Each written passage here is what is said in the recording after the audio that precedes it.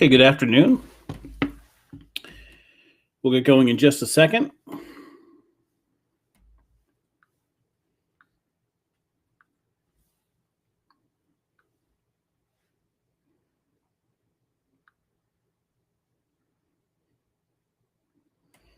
To those watching the market today and know that I'm heavily in Amazon, you know I'm getting my ass destroyed today. Yields are higher. That is crushing tech and just an awful, awful day for Amazon. Just brutal. This was probably my worst trade in a year. I usually buy and sell relatively quickly, and Amazon I thought would pop, and I kind of violated some of the trading rules that I normally have, and whatever. So I don't question that it'll come back. There's no question there. It's just a matter of how long it'll take to come back and how much dead money you're sitting on for quite some time. But in any event, that's life. Not a good day.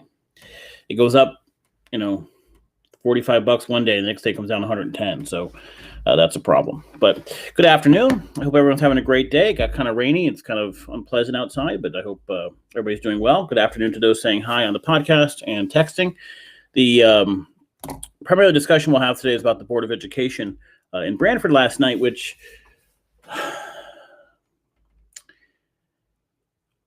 I posted last night that the Branford Board of Ed is a farce. And to a large extent, I'll stand by that. What I saw last night was crazy. And I'm going to explain why throughout this podcast and some of the things that we saw happen. I could take the executive session with a little bit more of a grain of salt now that I've saw what they put out, listened to the statements by Board of Ed members. Still, we have a system where these new members get to this board and there's a fear factor, and they kind of conform to what they're told to conform to. And you have to say this and you can't say this. You're not allowed to say this. And none of that's true. There are these guidelines coming from outside groups, from the chairman, from the superintendent, from other members. But the only thing that matters is state law. There's nothing stopping you from having a public conversation. There's nothing stopping you from responding to citizens' petitions or citizen statements. There's nothing stopping you from not going into executive session. You could have voted no. And I kind of want to grab some of these Board of Ed members and say, stop listening to these people who have been there forever telling you what they want. That's the establishment. You're there to make changes and look different and represent the people. And you're instead slowly conforming to what those other people in that system that's been there for years.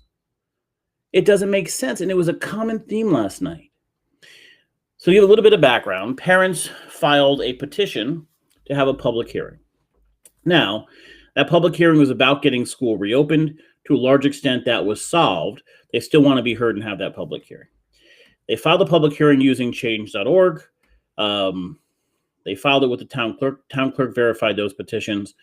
At the same time, the law, and we can look this up, because it was yesterday in the email. It gave three reasons why it was denied in executive session. So the three reasons were the petition does not satisfy the signature requirements. So that could either be the number of signatures or the way they were obtained. The law may say they're actual signatures. If we're done online instead, the lawyer may not count those. The town clerk, therefore, cannot verify any signatures. So I'm guessing, we weren't in this meeting, but if they're claiming the signatures had to be in print, the town clerk had them electronically, then they're not counted. And the listing of typewritten names attached to the petition was generated from an online petition that was different from the petition filed with the town clerk and did not include any request for public hearing. This is all bullshit, but that's fine. They go into executive session. Now, I have been in more meetings than I can count. Board of Ed meetings in Branford, Guilford, and Madison. Planning and zoning meetings, Branford, Guilford, and Madison. Some East Haven, on occasion North Branford. A ton of selectmen meeting in all those towns, legislator meetings and all those, Board of Finance meetings in all of those towns. And I've seen on a regular basis the use of executive session. It's almost always used attached to a particular lawsuit, some legal action. Last night in the wording, they put protected attorney-client privilege. Technically correct. That's correct. They can go into executive session to discuss attorney-client privilege documentation. And so I would suspect they made sure they had a written opinion from an attorney before going in there. Now, I want to make this clear. When something is covered by FOI, the board can determine on their own if they want to protect it or not. The board decides, I'm sorry, I don't want to say unanimously, one voted no. I think it was Dawn Parati who voted no. All the credit in the world to Dawn, who basically said, why are we doing it into executive session? Let's just have the public hearing. What the hell? Let's hear what the public has to say. Makes a lot of sense. Instead, all the other members voted when they could have voted no.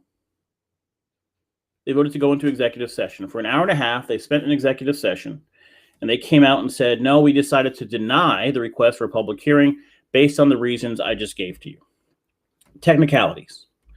During COVID, the people who organized it went on change.org instead of collecting signatures. Kind of makes sense.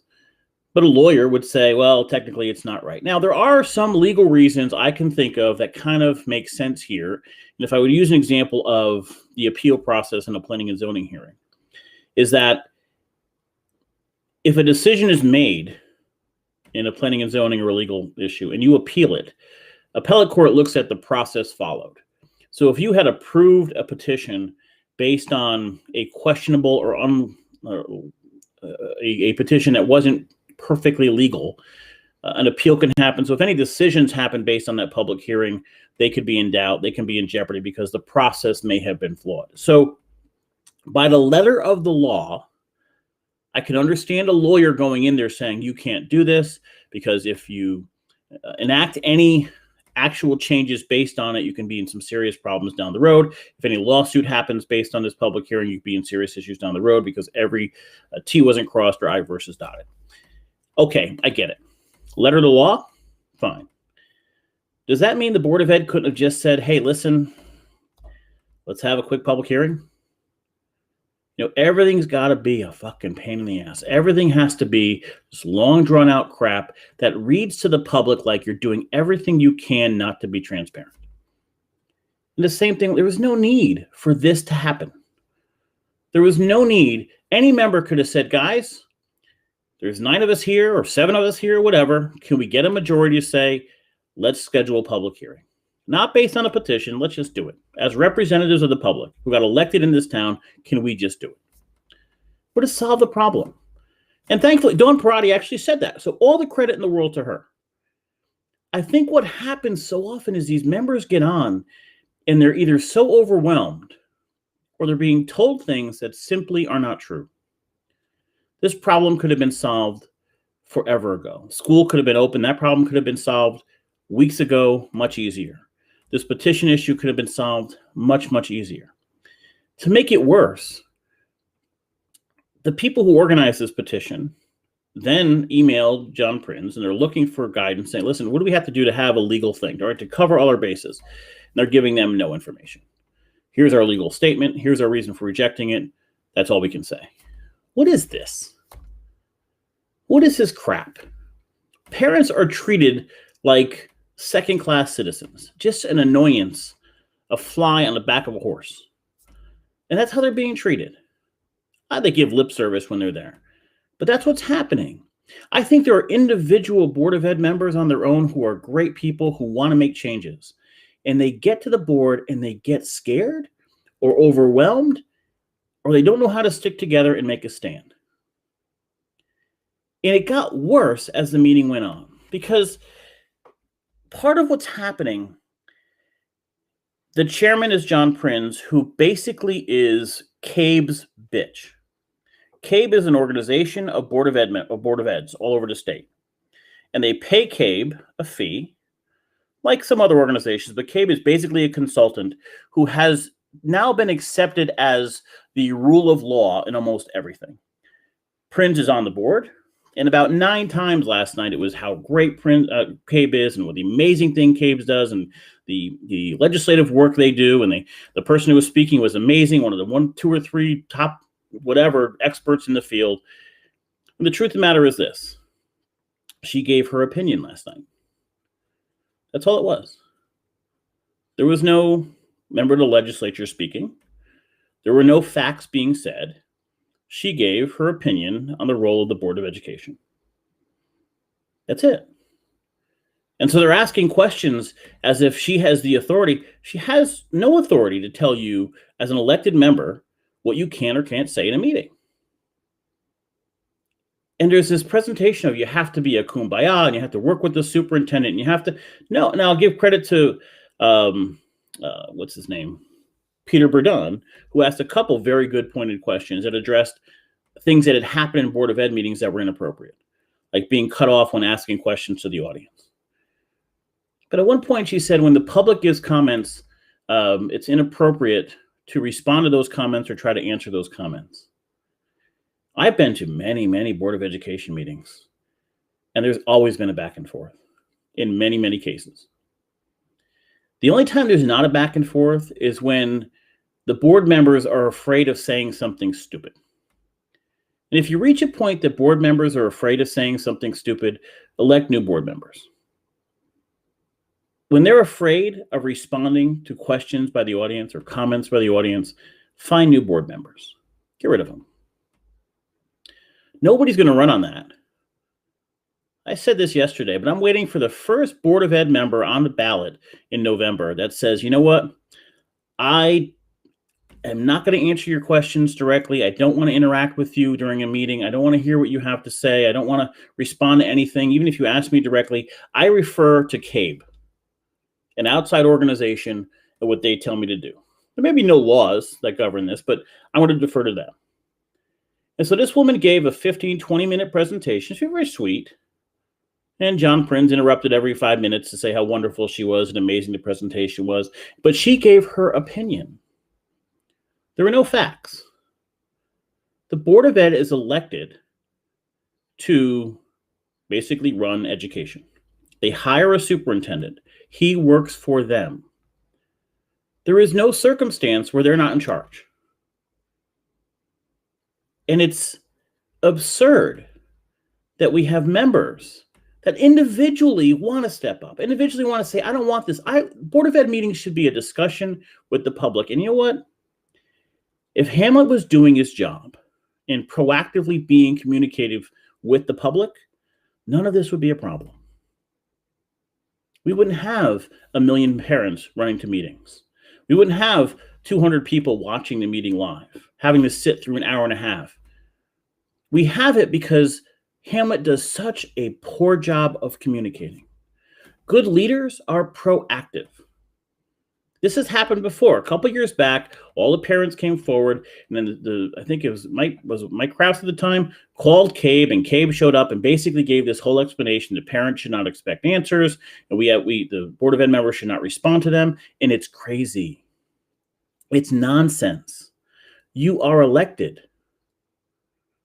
Now, with regards to the legal issue, I've sat through 1 million planning and zoning meetings where legal explanations are given publicly. We've sat in planning and zoning meetings where the town attorney and other attorneys sit there in the meeting to answer legal questions and give legal opinions during the meeting publicly. Last night, when they chose to go into executive session, the board could have said no. They didn't put executive session on the agenda. Either Hamlet or John Prinz did. They could have said, no, we want to hear this publicly. There would have been nothing to stop that. And I'm sure that when it went to that meeting, they were convinced, oh, this should be an executive session. No, didn't have to be. That's a choice. Was there something in that executive session that put the Board of Ed or the townspeople in legal risk by explaining why they shouldn't accept this petition? That's just procedure. There's nothing saying you have to go in executive session. You as a board member have the right to say no. But they get so afraid. It's amazing. They sit there with their jaw open and they don't say anything. Privately, they're telling people, we're going to take a stand and we're going to change these things. We're going to be your voice. And only Dawn Parati spoke up. Peter Burdon asked good questions during the other example, during the presentation by CABE. But CABE is a scapegoat here. You know, she got up. This is actually a true story. And I can't. Sometimes RTM members do this too, and it's annoying as hell. RTM, if you're not from Branford, is our legislative body, the representative town meeting. At one point, she's talking about, and they do this like jokingly thing. Oh, guys, we know how busy you are. You want to be here late. But, if we allow Board of Ed members to respond to parents during public comment, it could be a 3-hour discussion that started. You could be here till 1 a.m, and nobody wants that. You already have a 3-hour agenda. Nobody wants to be there all night. You're elected. You ran for that seat. And if you're a replacement for somebody who ran for that seat. You asked people to vote for you for that seat. I've been at planning and zoning meetings till 2 a.m. We've had budget hearings at the RTM level till 1:30 in the morning. We've had selectmen meetings in the past that have been hours and hours long. That didn't have to be. But the public spoke and went back and forth and had a discussion of ideas. Sometimes it's crazy. But you asked for that seat. You asked to be there. And you have a woman sitting there saying, oh, listen, of course you don't want to be here that late. It's almost 10 o'clock. You don't want to be here late. Are you kidding me? You begged for it. You put your name on a ballot. You went door to door. Give me the right to represent you on the Board of Education. But not past 10 o'clock. Hell no. What the hell? And not one Board of Ed member said, nah, I'm not abiding by that. That's why you don't want to talk? Here's what the lawyer will tell you. Don't respond because you can get sued for something. That is your life. You can always get sued for something. If you're that afraid, don't put your name on a ballot. Thank you for your service to this point. But if you're that afraid of having a discussion with parents, if you're that afraid of being there past 10 o'clock or 11 o'clock, don't put your name on a ballot. And the overriding point that you have to remember is the reason these discussions are even happening is because Hamlet sucks at communication. He sucks at it. Because good communicators don't have this problem. Good communicators are proactive. They take the lead. They're not the last town to make a decision on every damn matter. Like Branford is time after time after time. So don't fall into this crap of, you can't respond to people. One, you're only responding to those people because they've already tried Hamlet 1,000 times and got nowhere. They've tried the administration 1,000 times and got nowhere. Now you have a question of, well, every year the Board of Ed gets to oversee, and actually Peter Bedon asked a great question here. Should the Board of Ed but their responsibility is to analyze the job of the superintendent. And you have members on the Board of Ed who are basically all new. So they weren't there for the last job time it was analyzed. That's unfortunate. And according to some FOI rules, they don't want to put it in writing because it's available. And I think the suggestion was go to CABE to try to change that law. They can't do it. Don't go to CABE to try to change that law, first of all. Period. CABE is bullshit. CABE is an organization that took in $2.5–3 million from school districts all over the place. They get signed to do nonsense analysis and to put out document after document after document that gives their interpretation of law to boards. If you are mature enough to understand that it's an opinion and it's not law, great. I take advice from consultants of people all the time. Some I view as stronger than others. But at the end of the day, it's my decision to make. CABE is just one of those streams of advice. John Prins views it as God. And new members that come in are taught to view it as God. It's nonsense. It's one opinion. 5 or 6 times she goes, best practices are. Okay. In your experience, those are best practices. In my experience, sitting at meeting after meeting after meeting, good communicators who are proactive is the best practice. Hamlet having a plan over going back to school earlier would have been the best practice. All of this shit is happening because there was no plan. He clearly didn't want to go back to school. It took parents going crazy, contacting him and getting nowhere to finally go to the board and put it out. At what point, and I got to tell you, Burdon asked great questions. He's a lawyer who asked great questions. He asked the question was, what do we do when the information presented by the superintendent or by experts or whatever, we question the basis for that information? There's no answer to that question. But it's about time we start asking. Because in the last budget, Hamlet put forth a budget and didn't tell anybody he was adding an administrator. He played some games with the numbers. The RTM was pissed. Even Board of Ed members were like, wait, we're doing what? Last night, we looked at the same positivity rates in the numbers and it's all completely taken out of context. Looking at the positivity rates now versus 10 months ago before the vaccine, drastically different thing. But it's always this nonsense being presented, and what CABE always pushes, and what Prince pushes, and this idea of we're all supposed to be in this together and kumbaya. Fuck kumbaya. The best things don't happen from kumbaya. The best things happen when we challenge each other, and we have ideas, and we communicate to the public. The public doesn't want to be at these meetings. They're there because they had to be. Because the administration didn't do their job. They didn't have a plan. And then to get up there and say, to have anybody even come in and say, no, you should not respond in public comment when people have questions or things they want to bring forward. I've sat in many, many, many meetings. And there's been back and forth in many, many, many meetings. It's not always negative, sometimes it's positive.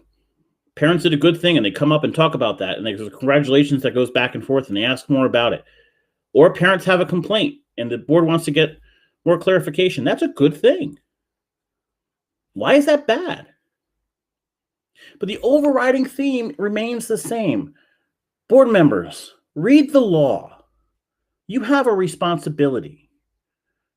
That's it. CABE's interpretation of the law is just their interpretation of the law. John Prin's interpretation of the law, which, by the way, is almost awful, especially when it comes to procedure, is his interpretation of the law. When he tries to cut you off asking one member of the public a question, tell him to go fuck himself. Don't do that publicly. It's probably not a good idea. In other words, find other words to say there. But it's absurd. I watched most of the meeting last night and then couldn't do it anymore. And then I watched it this afternoon. I'm like, what the hell? Somebody who's an advisor is an advisor. A lawyer is just an advisor. A lawyer will always tell you don't say anything. You're elected. And so the challenge I have for you, for a Board of Ed member who is either on the board or running or trying to run in November, is prepare answers to this question. Do you feel you should be able to answer public comment or not? Are you there to represent the public or just the superintendent? And how do you propose to hold the superintendent accountable for his actions? When you find out the superintendent isn't replying to emails, is ignoring parents to the point that they have to start doing huge petitions, what will you do then? Will you say things to your friends privately, then get on the board and clam up and not say a word? Or will you fight for them? Will you fight for greater communication, more ideas, and hearing the public? That's what I want to hear because you are elected. I don't want to hear, I don't want to go past 10 o'clock. We're tired. You're seeking the seat. And I've never in a million years heard somebody say, I'm running to make sure we don't respond to people in public comment. I've never heard that.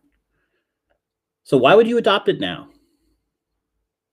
I hear words like transparency and openness and wanting to hear from the public and collaborative. And then they get on the board and the opposite happens. Do it in public. Have the ideas in public. If Hamlet's coming forth, or any superintendent is coming forth with a new process, a new curriculum, ask it. Last night she said the board's not responsible for the curriculum. That's up to Hamlet. Bullshit, he works for you. He works for you. The buck stops with you. Grow a spine. Work together. Ask real questions. CABE doesn't set the law. There was no reason that meeting could not have happened. It had to happen in executive session. Now, I'm sure you went into that meeting and were convinced this belonged in executive session. It didn't. Legal questions are answered publicly all the time. Right now, there should be something published on the Board of Ed website that says, if you want a public hearing, here's a petition. It's not hard. If you go to Ray Ingraham on the RTM and say, what is the process for putting in a public petition and making it happen? He'll tell you. But right now they're emailing John Prinz and asking what that process is, and he won't tell them. All I can say is why we denied this. The emails are posted publicly. That's not representing anybody. That's being a jerk. That's not asking for public participation. That's putting up a wall. And that's what's happening on this Board of Ed. The culture needs to change. And this is happening because your superintendent doesn't communicate. He's a pain in the ass. The Board of Ed is supposed to hold him accountable, not be yes men. There's signs of it. But last night you could have taken a huge step in the right direction. And instead you went into executive session when it wasn't needed. Anybody last night could have said, you know what, let's just have a public hearing, call it a day. Not even response to the petition. Guys, I'm hearing a lot of questions. I want to have a public hearing. Let's have a vote. Can we get 5 people to agree? Vote yes. Schedule a public hearing for a week from now or 2 weeks from now. Now, in fairness, they came back after that meeting and said what I think was a good faith effort. Let's just make this discussion part of meetings going forward and hear it. And I believe Meredith Gaffney said she's looking forward. She felt sincere to me. I believe Christina Cantu sincere.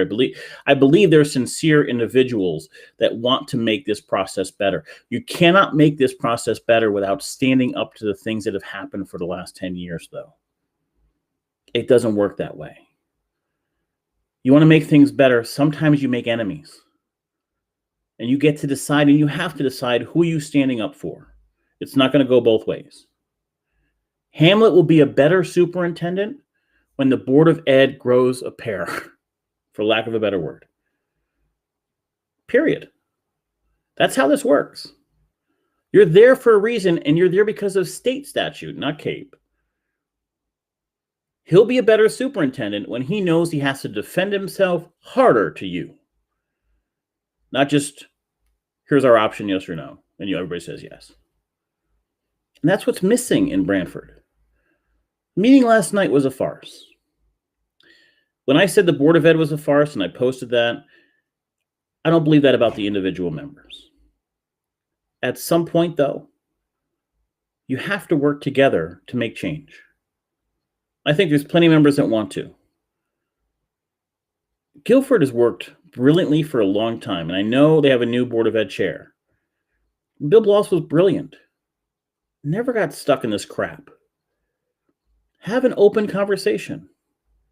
Have questions. Have a dialogue. Have discussion. Now, he was a lawyer, knew his stuff, and a brilliant communicator. Those are hard to come by. But you can at least emulate it. This nonsense where every time a member has something to say, it's, Mr. Prinz, can I say this now? Oh, it's new to me. I don't know if you can say it. Shut the fuck. Just say it. Have a conversation. Where Hamlet puts stuff up and is not questioned in that process.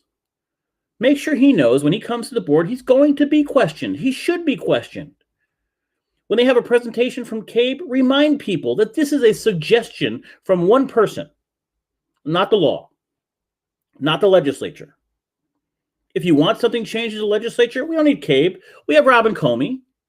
We have Sean Scanlon. We have Christine Cohen. Bring them in, talk about the law change you want, make them propose it.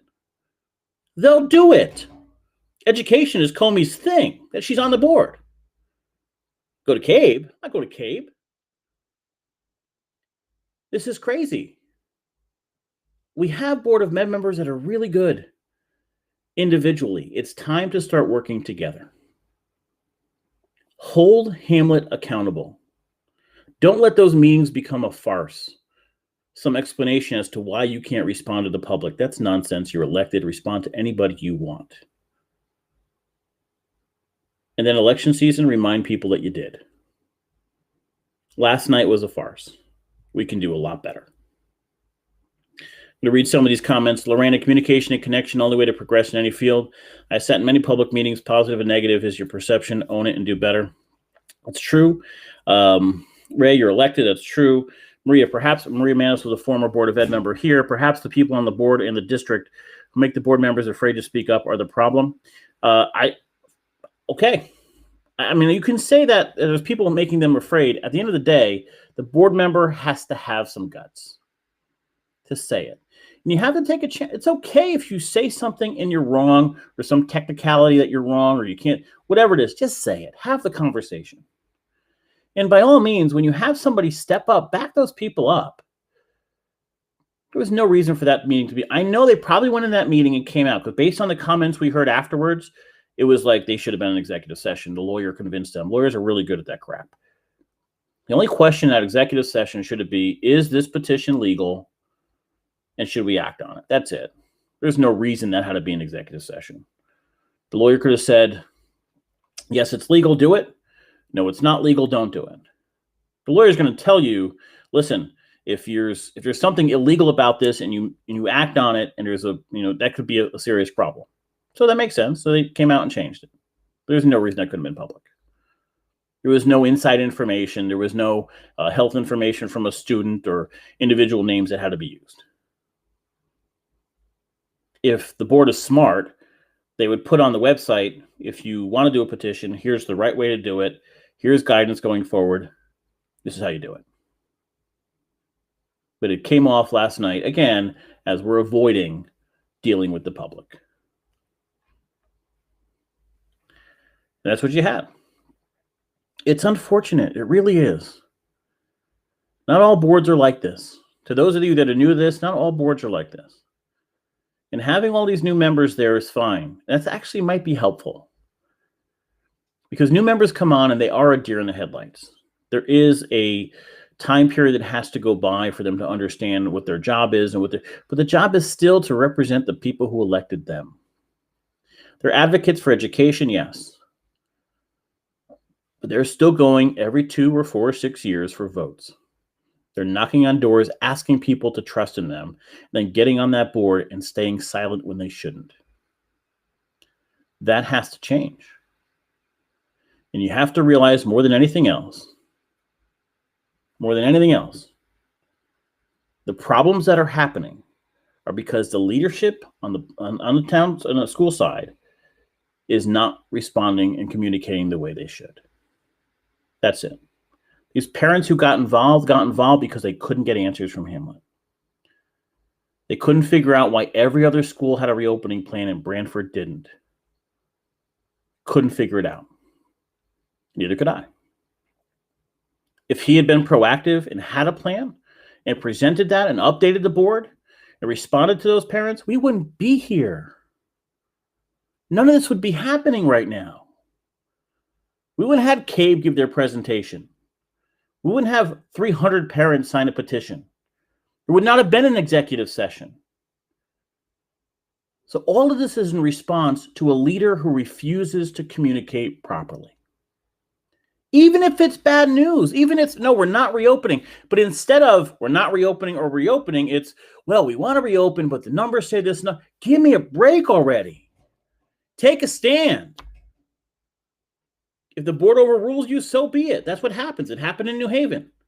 Superintendent wanted one thing, the board wanted something else. But you're having real, actual conversations instead of this runaround nonsense that he keeps giving over and over. And so now you have a 4-hour meeting last night, an hour and a half in executive session for nothing, wasting everybody's time. While you're complaining that parents coming to the meetings and responding to them will waste too much time. The meetings would all be half the length of size if Hamlet started returning emails and giving honest answers. It was more proactive instead of being the last town to do everything. I hope that comes up in his evaluation.